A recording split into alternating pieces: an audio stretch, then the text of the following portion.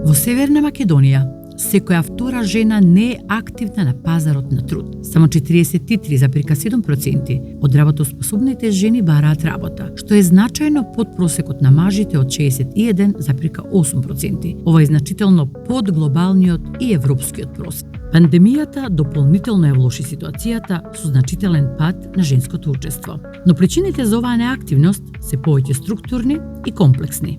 Истражувањето на Finance Think покажа неколку клучни фактори за високата неактивност. Родови стереотипи, ставови за работата, традиционалните одговорности за грижата за децата и приоритетите поврзани со домашните обврски. Овие фактори, заедно со недоволната инфраструктура за грижа за деца и стари лица, го отежнуваат патот на жените до пазарот на труд. Јас сум мајка на 3 деца, од кои во моментов за средното детенце нема продолжен престој, па јас морам да го носам, да го земам пред часови и по часови. Додека малото детенце е мало и во градинките нема доволно простор каде можам да го оставам.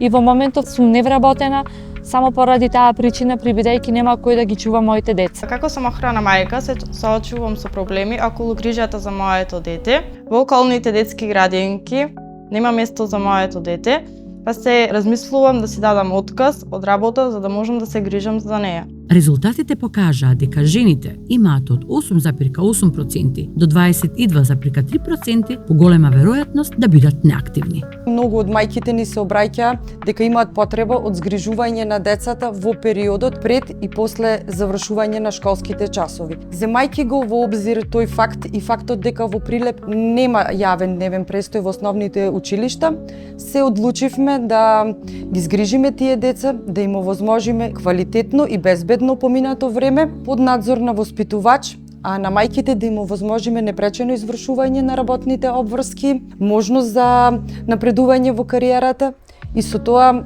да учествуваат повеќе во нашата економија. Инвестициите во сервиси за грижа, како што се градинки, дневни центри и домови за стари лица, заедно со воведувањето на флексибилно работно време и можности за работа од далечина, ќе им помогнат на жените да ги усогласат своите работни и семејни обврски.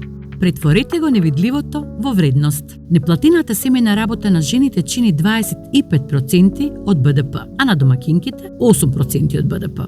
Да го искористиме неискористениот потенцијал на жените.